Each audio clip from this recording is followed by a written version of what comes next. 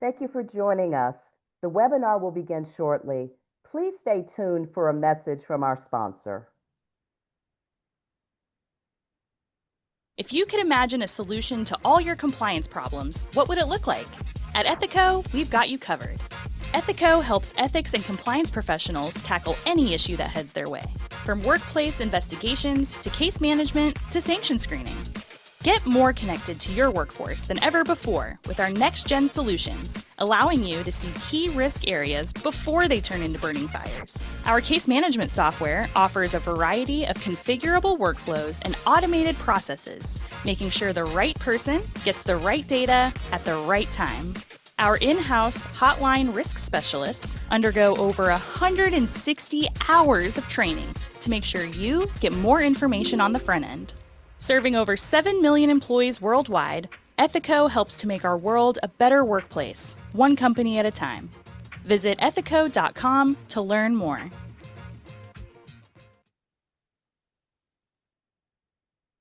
If you have questions, please use the Q&A section and we will try to answer your questions in the order we receive them. Good morning, good afternoon, good evening, and welcome to today's episode of Alchemizing HR, Navigating What's Next. Our topic, executive hiring in the age of AI. If you are new to our community of learning, welcome. We're thrilled to have you. And if you are a returning friend and colleague, it's wonderful to see you again. If we haven't met, please allow me to introduce myself. My name is Clarissa Peterson, and I'll be your facilitator for today's session.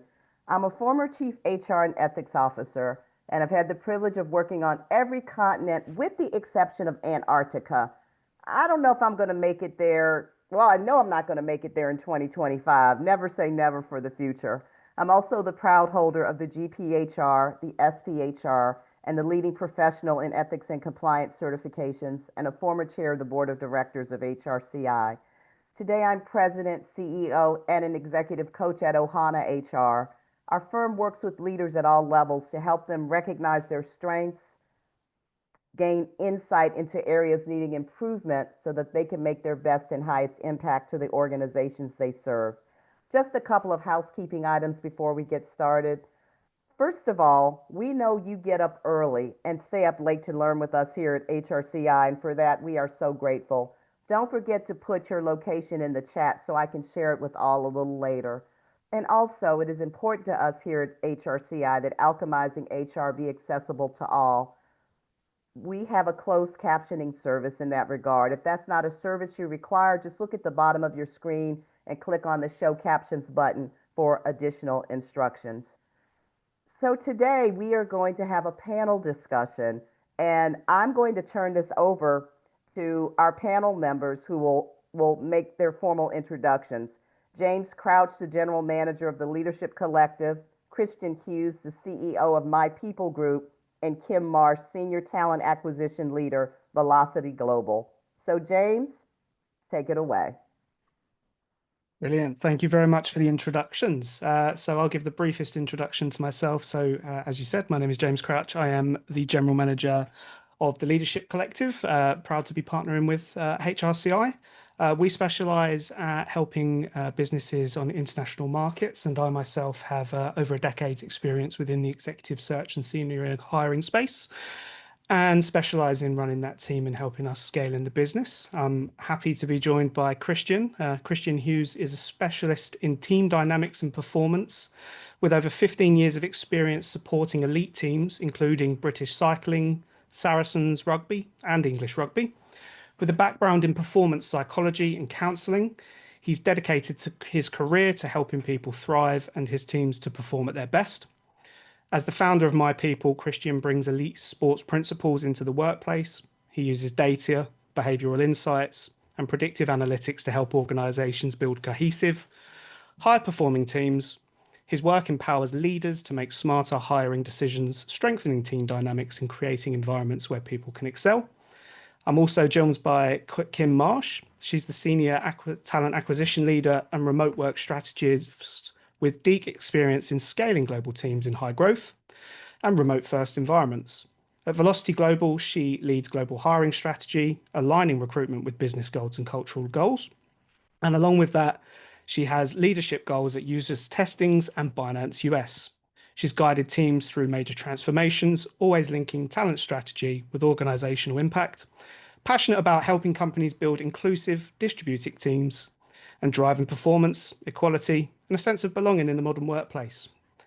So thank you both for joining. Thank you. Lovely to be here. Happy to be here. Thanks, James.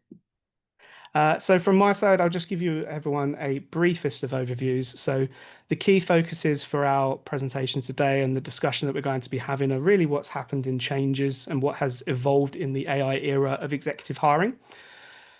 One of the key messages I think that all of us have to say is that, AI does help us find people faster and more strategically now, but it still takes real judgment to find that right hire and using the data and AI to help us with that. Across global environments, hiring in many different regions now, including Europe, Asia, and LATAM. It's a massive minefield of things, including data privacy, legal compliance, and a lot of other things on that side. So from that, I'll pass straight on over. We'll go into our first stage, and I'll let Christian take over. Thanks, James. Well, we're going to start by running a quick poll on the impact of AI in your hiring processes. So that's now coming on screen. I'm just going to give you a couple of minutes to complete that, and then we'll start to explore the topic.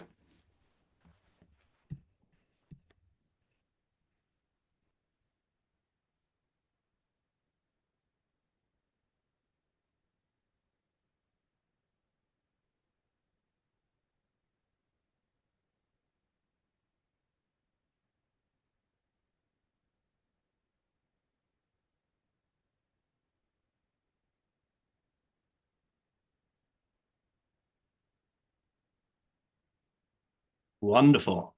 Okay, so it seems like looking at the results that are now on screen, most of you, or coming up to half of you, have not experienced a huge change yet. So it's probably a large topic of conversation, and maybe that's why you're all here today to explore further. I suppose the one that then comes up next is internal process automation, and that's certainly what we've experienced. I'm going to talk for a few minutes just on how we've used data in sport and how we see that transitioning now into executive hiring and the experience that will have for probably candidates and hiring managers. I expect you've all been on both sides of that coin at some point. But in sport, the journey around skills assessment, which seems to be running parallel to AI at the moment, is a topic in most organizations. And it's probably being driven by the fact that AI is an unknown entity as to what jobs it might replace or support or enable. And that conversation around skills assessment was happening in sport, albeit in a slightly more simplistic way, sort of 5-10 years ago, in that skills assessment and being able to analyze the skills and capabilities of individuals was a big factor within football, rugby, basketball. But it had a limit to it because we really deploy our skills and capabilities in the context of an environment or a team. And so AI and data has really shifted the debate in sport to understanding why someone performs in a certain environment and not another environment. And anecdotally, you've probably had an experience or at least witnessed someone else coming into an organization where you think this person should be a superstar. They're coming into a team where they've got huge amounts of experience, and for some reason it doesn't work out. Those are the things in sport that cost a huge amount of money. And if we were able to aggregate the cost of those hires, which don't seem to work out for a business, we'd probably be talking about big sums of money.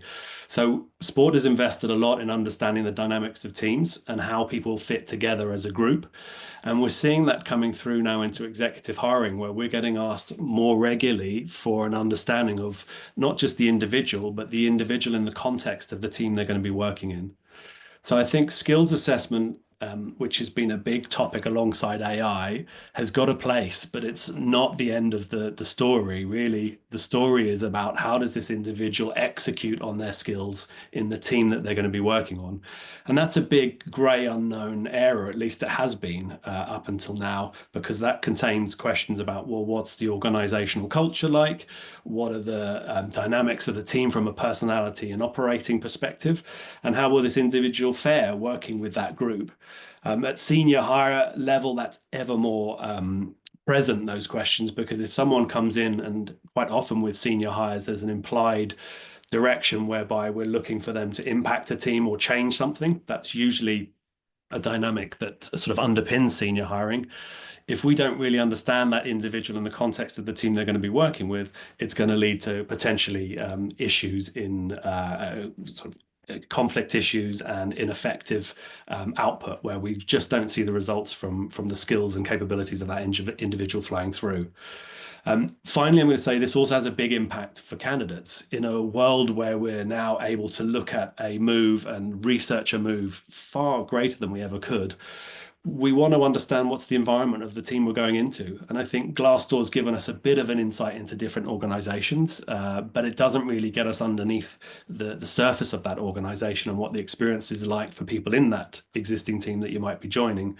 So I think this is an area where AI, the dynamics of teams and the environment will become much bigger topics, especially as we try to understand what role AI will have in supporting roles. We still need to concentrate on that human element, that fundamentally the humans are going to be working with humans too, not just AI. So with that, I'm going to hand over to Kimberly. Thank you, Christian. I love your feedback. At Velocity Global, we're definitely partnering as a product and as a company with more AI tools, but currently in the HR space, we're getting a lot of support from AI tools. It's kind of like your robotic colleague, your intelligent colleague that should work with you to enhance what you do day to day. But there are some areas where we're still falling short. But as far as some areas that we're actually seeing some increase and some support, we're seeing that AI actually helps our platforms to streamline our ability to source high volumes of applications, analyzing those resumes at scale for key points, alignment to our JDs, and really helping us to make sure we capture those individuals that we might miss due to some bias. It also helps us identify top candidates and reduce that bias if it's used thoughtfully. But we'll dive into the thoughtfulness of that a little bit later and how we can be more thoughtful in our use of AI. Even as we partner with other tools that we're using to be productive, we're seeing chatbots that help improve communication for troubleshooting with our CSMs and doing that in a timely manner. So we're able to get our teams back into action much faster because of these partnerships to troubleshoot pain points in our different platforms.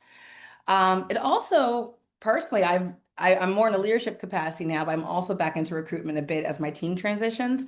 My goodness, the AI tools really support the outreach piece that really helps us to align these messages to the candidates and their profile and their job descriptions, which increases our response rates.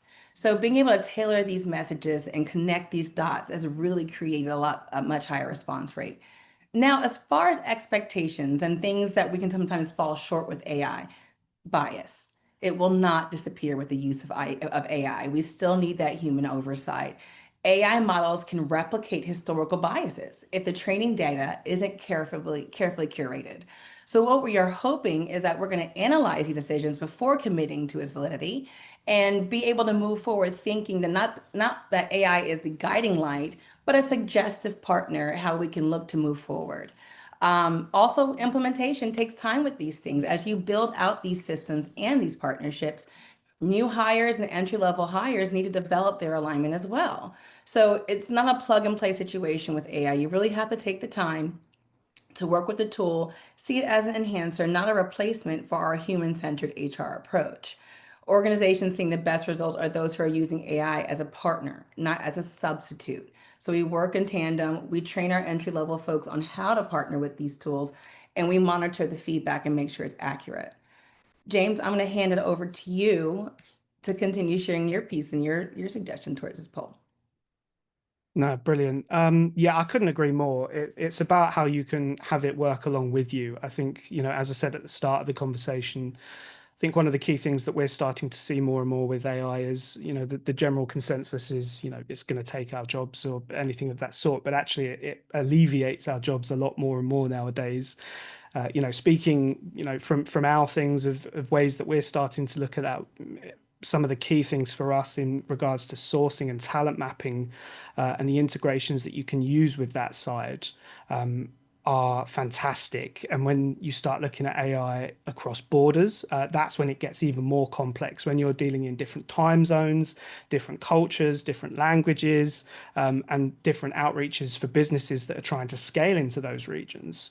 The reality is that we can't all be awake 24/7 to be reaching out to those people to discuss that. The way that we can automate that process so that we can have a healthy outreach to that market, especially at the senior level. It's a passive market. We all know that at the moment. The majority of senior people are, actively looking, but in a passive way. We can use the tools to assist us quite drastically managing across time zones. I hire internationally at the moment, and I've done hires in APAC, Europe, and also NA. Anything from interview scheduling to screening and scoring. We all use diaries and calendars. Using the AI automations for that side helps drastically. Along with that, when it comes down to background and reference checks, when you get later into the process, there's plenty of platforms that we've started utilizing now that can verify leadership backgrounds. It's always been done with that, and this was going to come up in further conversation, but that gut feeling of, an exec will say they like someone or they don't, and that's the decision that is made. It's not made on data or alignment or anything from that. There's so many other ways that you can use those things, and especially from the likes of Christian and the tools that you can use to properly align yourselves culturally. It's something that was always contextualized as something that people thought you can't automate that. And I don't think it's something that you can fully automate. I think that's something worth clarifying. You're not looking to fully automate that contextual judgment on that side. What you're looking to do is use data sources and points to align yourself to what you're looking for, and use that data to help your kind of senior team in the discussions that they have with that candidate pool. More and more we see that it gives you an extra utility belt of data and narrative for the conversation. There's a lot of things that you can't, and as I said, and we're going to touch on a lot more. There's a lot of this that it's people are starting to learn more and more to utilize AI to support them rather than give them the answers. There's things that can't be automated from our perspective at the moment, and it's some things that people are still learning. You've got things like crafting the full narrative and kind of completely creating job descriptions and the idea on that side. You can't do that. You can give AI the data, but really when it's coming to creating, a proper value proposition for a candidate, creating a job description and giving them the story of what they're actually going to be looking at and having in that role, that's where the personal touch comes in. But it's those parts before that definitely help a lot more. So yeah, I mean that's probably a good starting point. I'd say that that's a very good section for us to move on to the next one. The theme and I suppose the discussion that we'll lead into is more leading into, as I said, using human insights and contextual judgments, but having data to facilitate that. There is another poll to go with that, so we'll pop that up for a couple of minutes, asking, as you can see, where do you think the biggest risk lies at the moment in executive hiring?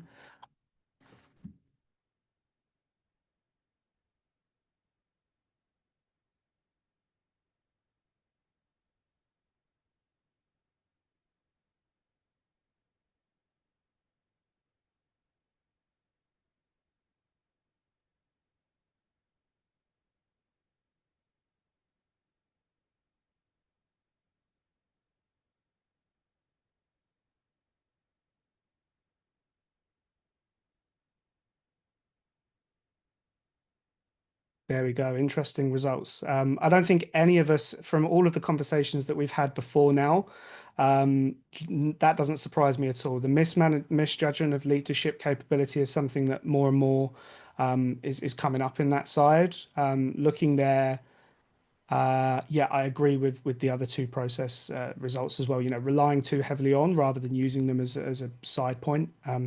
Interesting discussion because it's going to lead into a lot of the points that I think we've got on that side and kind of for discussion, but definitely agree with that.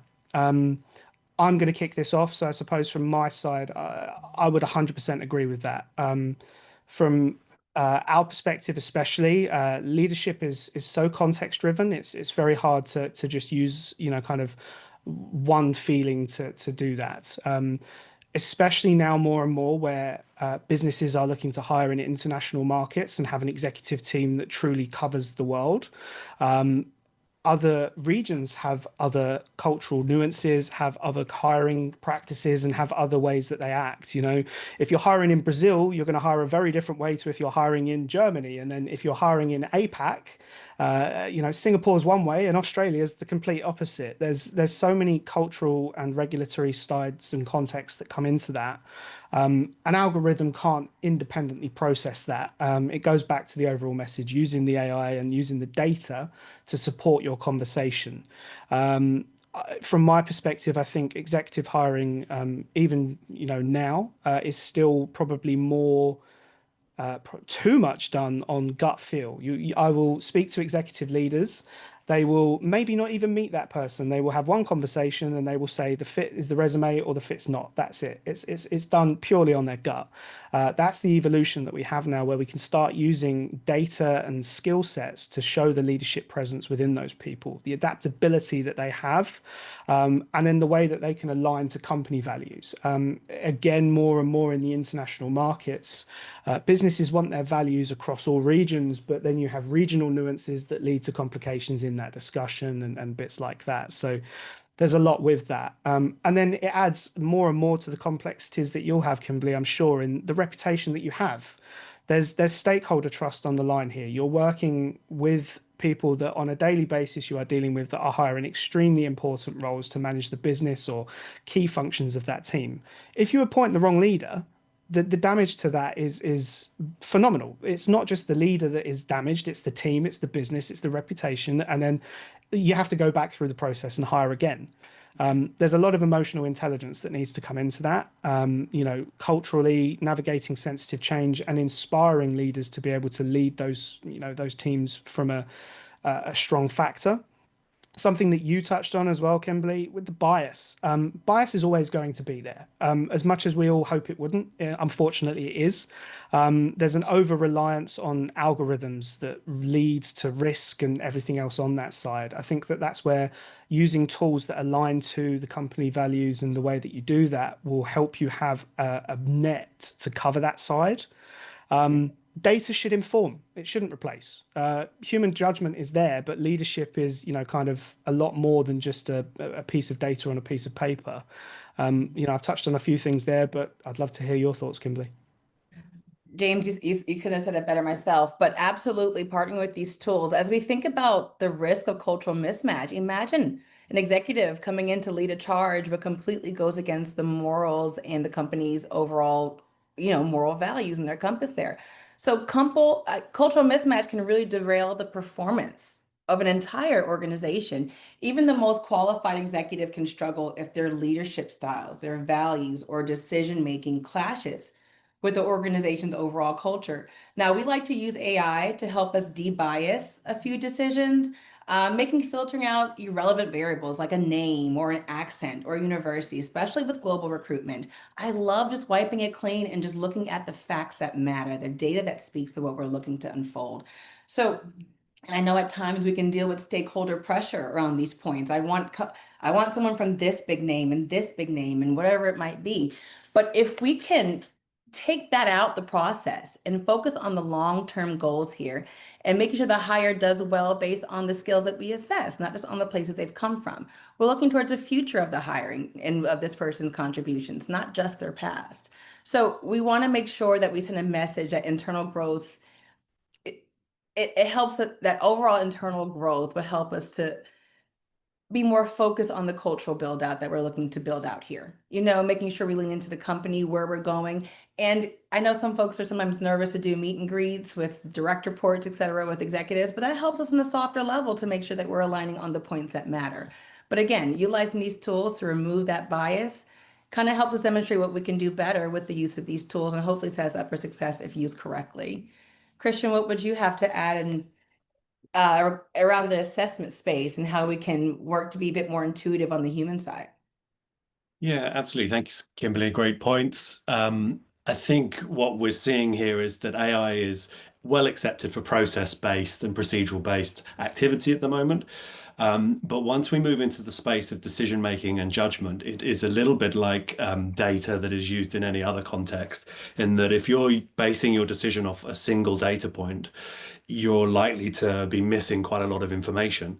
And I can think of times in sport, I mean, that certainly in basketball, where we work with some of the Sixers teams, the Philadelphia Sixers, there were certain coaches who would really like the data and would make decisions planned in advance based on the data. And then there are other coaches who were very long in the tooth, probably very experienced, and had a really good way of understanding how the game was playing out because they'd seen so many matches, who would discard the data completely. They didn't like the regulated form of data.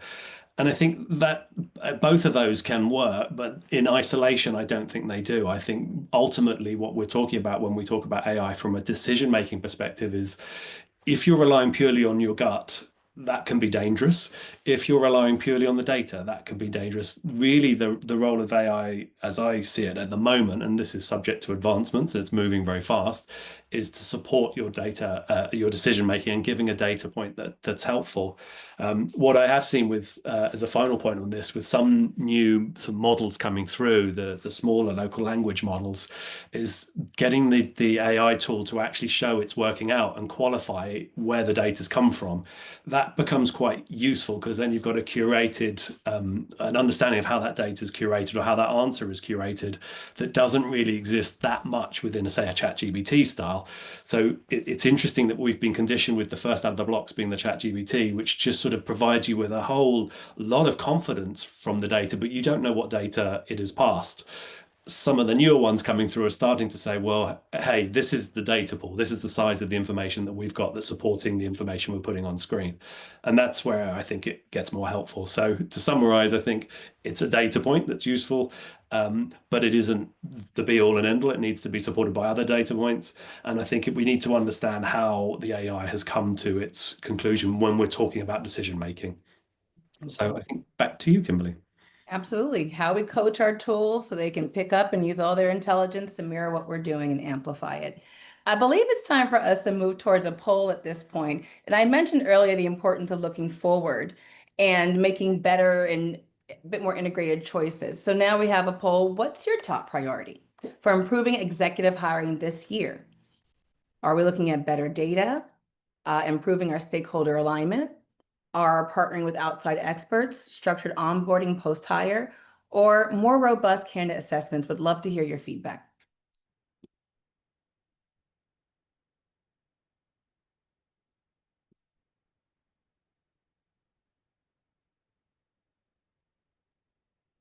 Okay.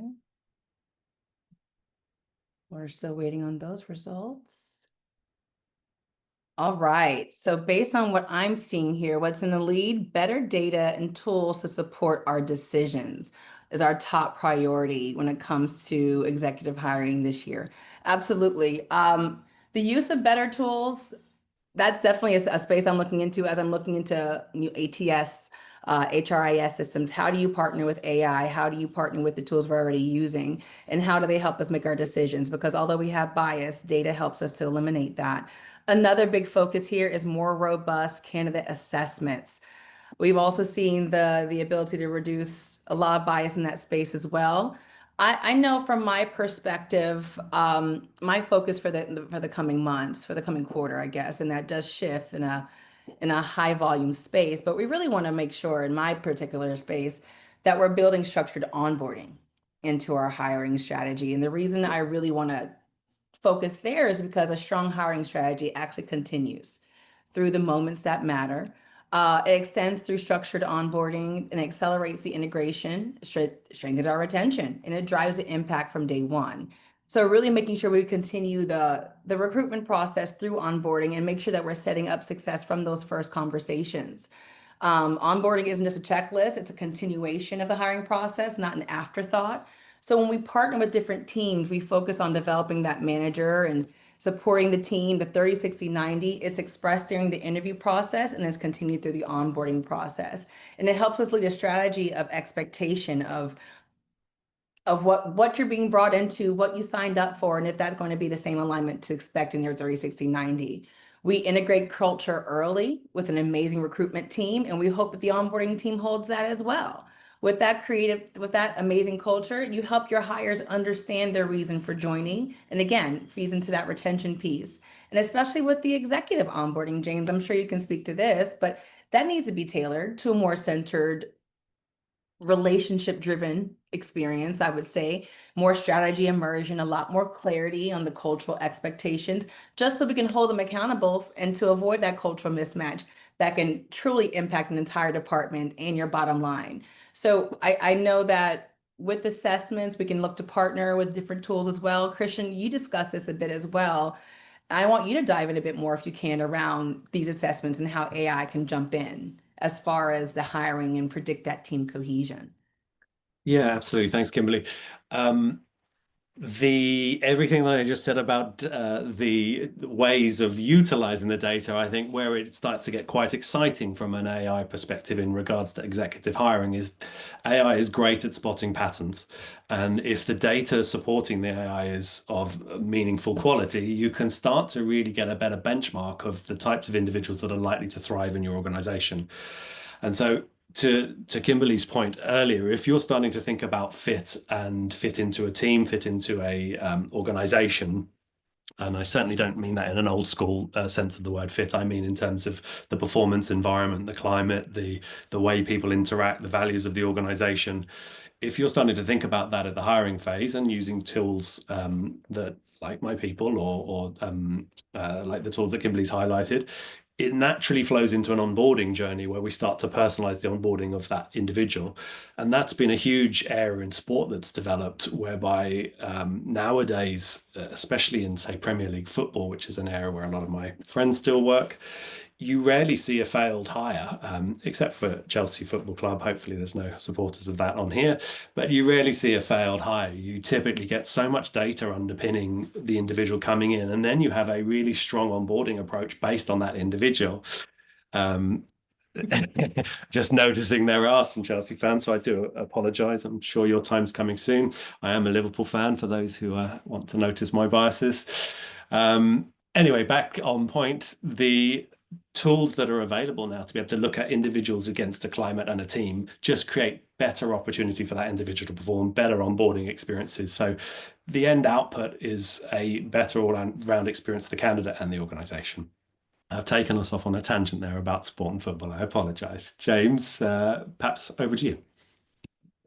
Yeah, I'll jump in. Firstly, thank you. I am actually a Chelsea fan, so that hasn't come up in conversation, but you've totally offended me. No, I'm joking, but I've been a Chelsea fan. I don't think we'd be working for you to not have a thick enough skin for that.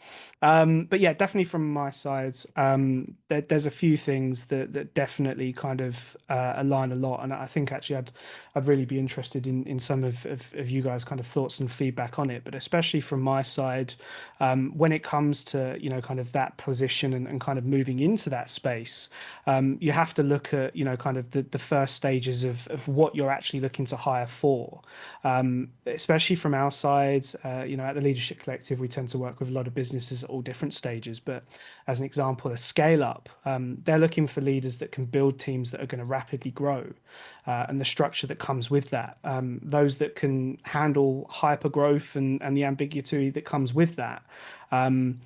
Automation will help on kind of the surface of similar profiles and kind of understand that, but when it comes to matching the mindset and the adaptability, that's where you can't do that on gut feel. And unfortunately, especially at the senior level of kind of the executive ladder, those people will be very good at expanding on that side.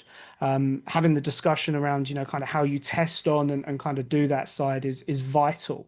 I know that's something that you do. I mean, personally, we've used it with you a few times now, actually, at My People, but I know that those kind of profiles and the things that you do are vital to kind of match a profile to the environment. A startup and a scale up is not going to be the same as a blue chip organization, and vice versa aren't going to be looking for the same type of candidate most of the time. Along with that, there's those businesses that are looking to scale on a turnaround. One of the things more and more at the moment are those that have unfortunately done and created a mishire, and now are looking for an executive that can come in and stabilize the balance. Those that are going to come into ultimately what's a high pressure environment. There's going to be a lot of red flags in the business at the moment because unfortunately, once you hire mistakenly at the leadership level, there's a lot of resilience that's needed to right that ship. It's one of the things that we're starting to use a lot more in data to, kind of flag those that are able to fix and handle that high risk environment. I think the reality is that all executives can walk into a stressful environment and handle it. That's not the question, but it's those that are going to be able to come in and help, kind of resiliently stand by and deal with that. The other side of the table for us is more and more on the global expansion side. I think that's something that businesses now are, more vital than ever. We are having businesses that are looking to have executive leadership across borders. They want their CTO based in the US, the founders are based in the US, but then they want a financial director based in EMEA and head of HR based in APAC and all of the above. Scaling across regions is becoming more and more vital for businesses nowadays. We're seeing more and more in the conversations that we're having the talent complexities that come with that. There's regulatory environments, there's, cultural environments, and going back to what we've said before, algorithms don't understand geopolitics or any of the cross-border influences on that side. It goes back to the bias conversation and all that we said on that side. But using tools to be able to align yourselves to that are where we are finding more and more a lot of alignment with organizations. It helps businesses that perhaps don't understand that environment find leaders that do, that can then build that environment, that can scale that environment, or that can fix that environment. It's unfortunate, but a lot of businesses I've seen have hired in APAC and are looking to fix what they're doing as that has gone wrong. They hired culturally to the US, and if you're in APAC doesn't align culturally to the US a lot of the time. It's a very different environment for staff. The other things that, especially from my side, is and I think it goes back to kind of a point that we've all been discussing, and that's I think that there's a real reiteration of what we can't automate, or at the moment, which we haven't found the ways to automate it. There's a lot of things that you can automate, but again, going back to, you can't just trust your gut and go with it. You have to use the tools to align you to it. You need AI and those tools to be on your side. But when it comes to things like, especially from my side, and actually I'd really be interested in your thoughts on it, especially Kimberly, would be the stakeholder chemistry. From my side, you touched on it, but speaking with executives and finding that right match, especially from our perspective, it's really hard to sometimes convince an executive that what they see on paper is what they actually want to talk to, because we've done so much of the background work of working with them and aligning to it, and we have all of the data to prove that. But approaching an executive and convincing them that are two very different things. I mean, is that something that, how do you approach that? Is that something that you see on a daily basis or when you're hiring at that level? Living in that moment currently, and absolutely, it's a matter of reducing the bias and understanding what are we solving for. And with the data that we typically pull, we can see certain companies are maybe a bit more siloed than a smaller startup company. So if we think enterprise, is that company aligned to what we're looking for? But we collect the data points, and although they can't understand some of the compliance issues globally, we can discuss the fact of what we're looking for and the solution we're looking to gain. So when overcoming those biases and trying to speak to an executive to find that right alignment, it's important to make sure we remind them, what are we here to solve for? What are your current pain points? And if we remove name, location, companies from these resumes, does the breadth of this resume align to the solutions you're looking to receive from this hire? Okay, now as we lift the veil and we see these different company names, would you have ever expected? And sometimes when you remove the bias from the more desired company profile, the executive can lean in more and see, oh, that's not all I was looking for. I needed more. Currently in my company, we're a larger company pioneering the space, but we're also innovating how we operate. So certain companies and certain backgrounds, it really needs to match the velocity, plug velocity global, at which we need to move. And sometimes enterprise companies might not match the same level of demand. So although it sounds bright and fancy, what are we solving for? And let's make sure we're aligned to that. So overall, just making sure, again, we pull those data points, but we still speak to the culture of the company and what the wrong hire can do when it comes to encouraging a team that is looking to make a pivot in how they operate, or encourage a team that's been through one too many changes. Let's make sure we make decisions that are based on what we need as a company goal, and use AI to help us partner that and reduce the bias around those decisions as well. So absolutely, it's something I'm doing right after this call, James. We deal with it on a daily basis. It's 99% of the conversations that I have. I mean, I'd be interested on your thoughts on it as well, Christian, because I mean, we use your data. You know, if I'm completely, full transparency, I use your tool, and that is one of the ways that we do it. But especially when it comes to the data and the way that you're doing it, what do you find is the best way to approach that subject when you're talking with the executive team and aligning that?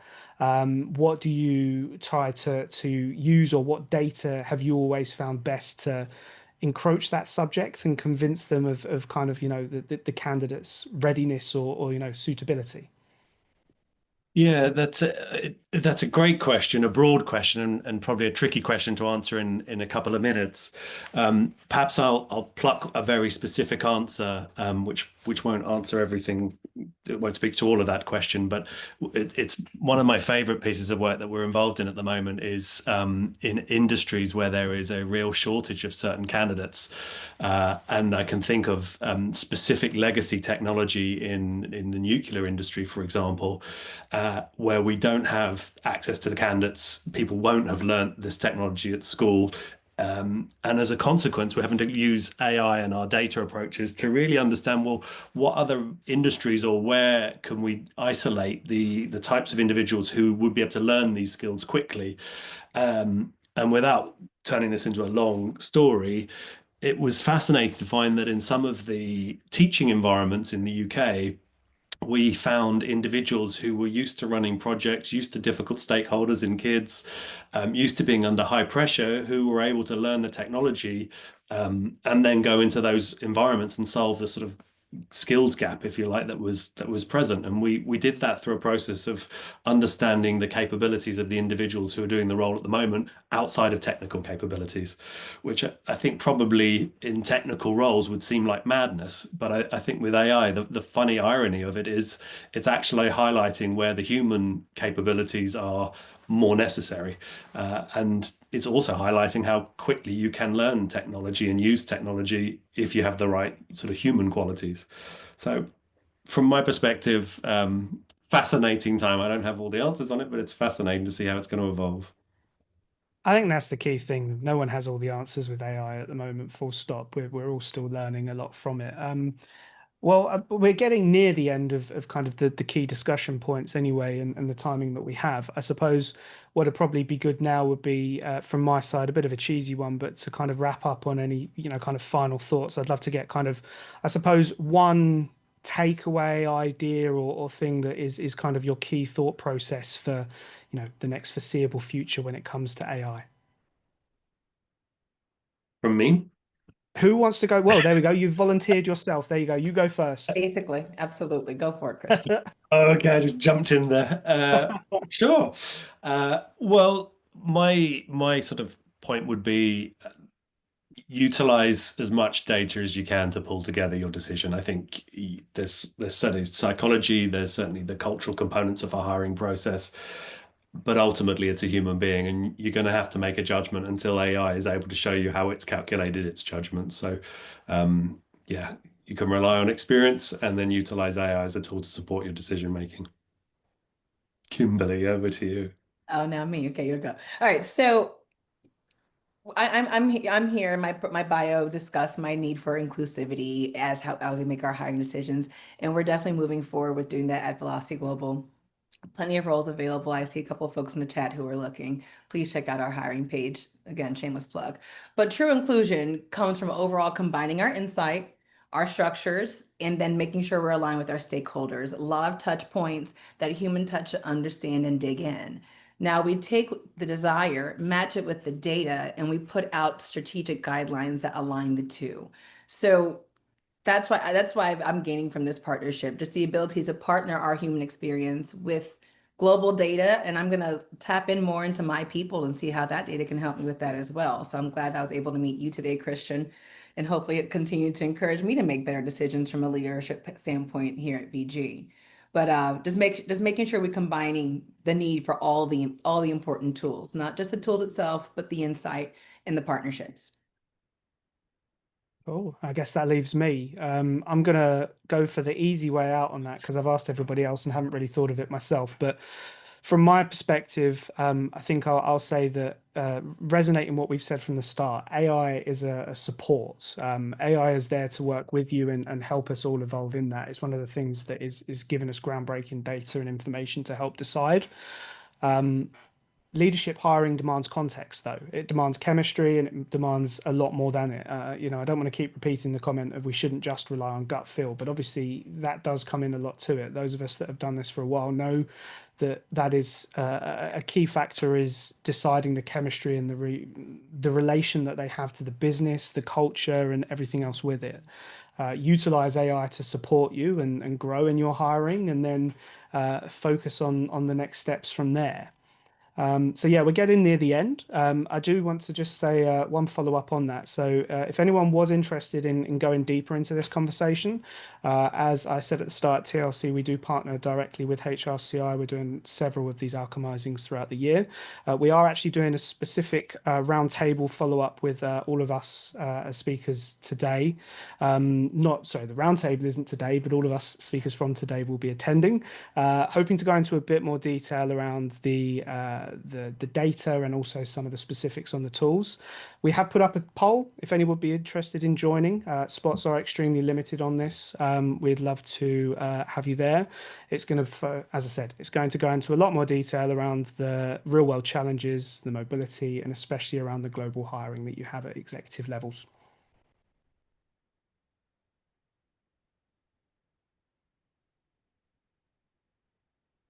And I will hand Excellent. back over. There we Thank go, you so Clarissa. much. Thank you so much, James and team, for a wonderful presentation. We so appreciate it. We've got a lot of questions in the Q&A. We're going to get to those as soon as possible. As I said earlier, HR professionals get up early and stay up late with us to learn here at HRCI, and for that, we are so grateful. In addition to many HR professionals connecting with us today from all over the United States, we also have HR professionals from the Netherlands, Malaysia, Tanzania, Nigeria, Canada, Bermuda, Saudi Arabia, Bangladesh, Ghana, Rwanda, Kenya, Liberia, Qatar, St. Lucia, the Bahamas, and Vietnam. If I missed your country, please go ahead and put it in the chat so we can make sure you're recognized. So let's get to the Q&A. Christian, I'm going to start with you. In looking for executive talent, oftentimes organizations use predictive assessments. How do they work at the executive level, and what traits or dynamics are you really honing in for? Yeah, great question. So this is a very evolving space at the moment. There's technology that is moving towards video orientated interviewing, looking to pull up sort of personality styles based on the way someone is interacting on video, which is kind of cool, but kind of terrifying. The traditional model of predictive assessments was based around either situational judgment tests, competency profiling, and or sort of psychological profiling. Those are still the most valid scientific approaches that we have, certainly from a psychological profiling perspective, and they are very good predictors of how someone might do their role. What I'm most interested in and what I've seen from sport is that how someone does a role is about an interaction between that individual and the environment. And by environment, I mean the team and the people they're working with. It's not a one-way thing. So if I am to say that I'm resilient, for argument's sake, as the buzzword of the day, that doesn't really mean anything without a context. And the context is the team I'm going to be working in. And if my resilience is I work in a very large corporate organization and the stresses that affect me that have me being resilient are sort of organizational pressures, and then I'm thrown into a small startup where the pressures are financial, the pressures are very emotional, and the pressures are about scaling. Those are a different set of pressures, and my resilience might crumble within minutes because the context is very different. So what we're seeing is the traditional methods of assessment, like psychological profiling, cognitive profiling, and skills profiling, have value because they've got some scientific merit. And I think AI is turning that into models of how people are likely to be in certain contexts. So that's what I'm seeing from a predictive assessment perspective. And I think at executive hiring level, just to close this off, that's quite important. How someone is going to impact a team is a very big part of the job they're going to be doing. Absolutely. Thank you so much for that, Christian. Kimberly, two questions for you, two sides of the coin regarding hiring. Several people have written about actively being in the market right now. This person said, as a job seeker, I've been using ChatGPT to assist me in having my application stand out on HCM software like Workday. Is this something you recommend to a job seeker, or is there anything we should avoid? As long as we're preparing to pitch ourselves in the most honest way as possible is what we want to do. AI can sometimes enhance things, but we still want to make sure that the resume and the candidate are one and the same. I think if you put yourself in a position as a hiring manager to read certain keywords and experiences, and then you're 30, 60, 90, you're not seeing that experience there. I mean, you solve the short-term problem, but the long-term could be you're now exercised out of a business with the resume showing a smaller gap. So let's be sure as we look to enhance what we do, perhaps using more synonyms, not trying to redefine how we are, but repurpose how we've contributed to past companies to align to that job description, to align to those values of that company, but to always remain with high integrity, because again, we don't want a fast turnaround because that puts you back on the market worse than where you started.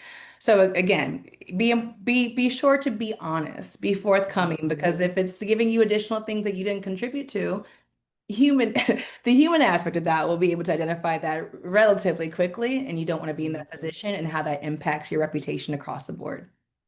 Thank you for that. So the other side of that coin is I'm now inside. This person says, how do you ensure candidates are not relying on AI during interviews?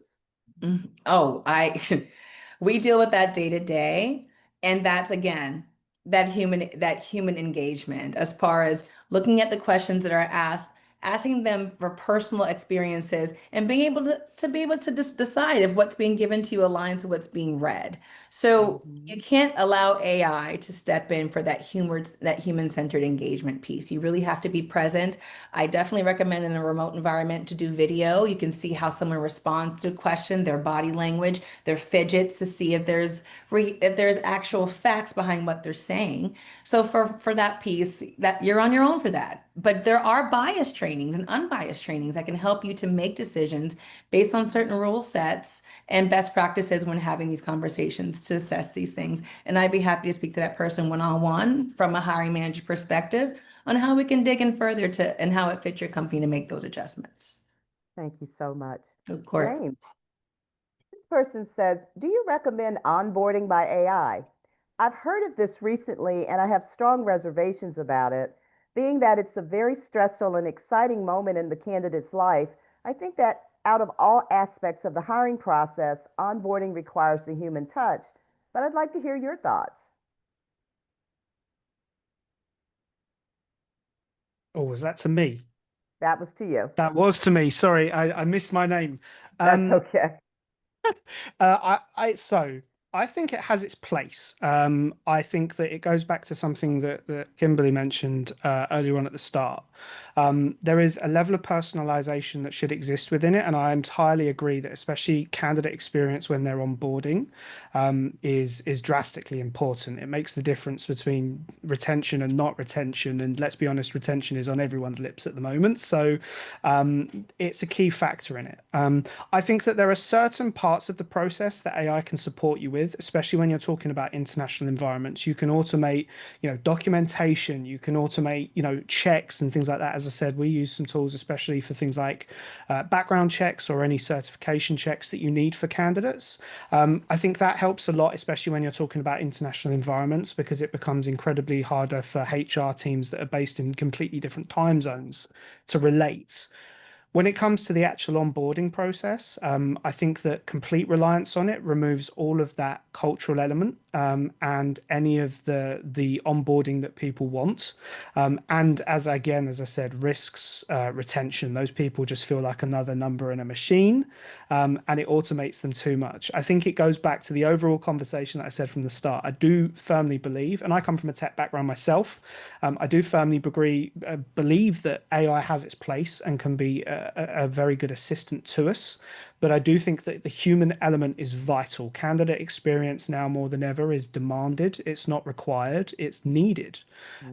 Executives are wanted everywhere, and in any hiring process, we're all trying to find the best quality candidates, and they want the personal touch. So my answer is yes and no, in short.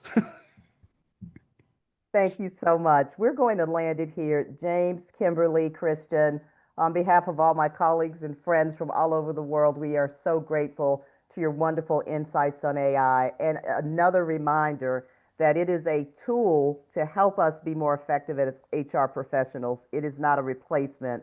It is a tool to work in parallel. So thank you so much for your wonderful comments today. Thank you for having us. Thank you very much. Absolutely. So everyone, keep on learning with us here at HRCI. If you've not done so already, please sign up for our HRCI newsletter. Go to hrci.org for further information. And if you've not done so, check out the HRCI Learning Center. You'll see the discount code here. I tell you every week I love a coupon. The first and most important investment to make is into yourself, so you can continue to be the change that you want to see in the organizations you serve. So please check us out again, the HRCI Learning Center at hrci.org. And coming soon, you're going to see more information about the wisdom of HRCI and the power of AI coming in summer of 2025. We'll be providing you more information about that very shortly. Very excited about this. If you've not done so already, make sure you check out our Engage platform. If you have follow-up questions or you'd like to continue the discussion today, the speakers are going to be available for the next 30 minutes from 2 to 2:30 Eastern in our community platform, HRCI Engage. Go to the Resources tab at the bottom of your screen for instructions on how to connect with HRCI Engage, or go to hrci.org/engage to connect. Last but not least, here's our recertification activity ID 706585, 706585. We'll leave that up on the screen for a few minutes. Again, our speakers reasserted to us that AI alone will be suboptimal for the employee experience. If we use AI as a lever and as a tool, we can continue to enhance the employee experience, something that I know we all believe. But in order to make sure we're continuing to make our impact, it starts by taking care of ourselves. Practice self-care, take care of yourself so you can continue to make the best and highest impact. Again, James, Kimberly, Christian, with tremendous gratitude, thank you so much. Everyone take care, and we'll see you on the next episode of Alchemizing HR, Navigating What's Next. Thank you all. Be well.